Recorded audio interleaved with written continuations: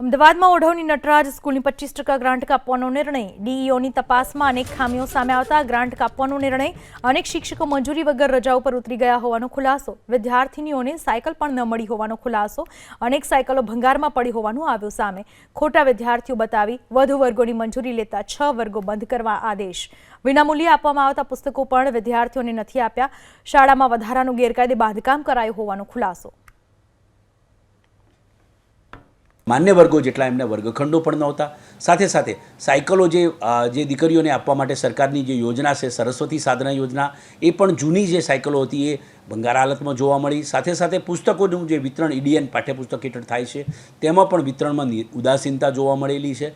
અને સાથે જે રીતે કન્જક્ટેડ બિલ્ડિંગ અને બિલ્ડિંગની જે બીયુ પરમિશન હોવું જોઈએ, બીયુ પરમિશન પછી જો વધારાનું બાંધકામ કરેલું હોય તો ઇમ્પેક્ટ મંજૂર કરાવેલી હોવી જોઈએ.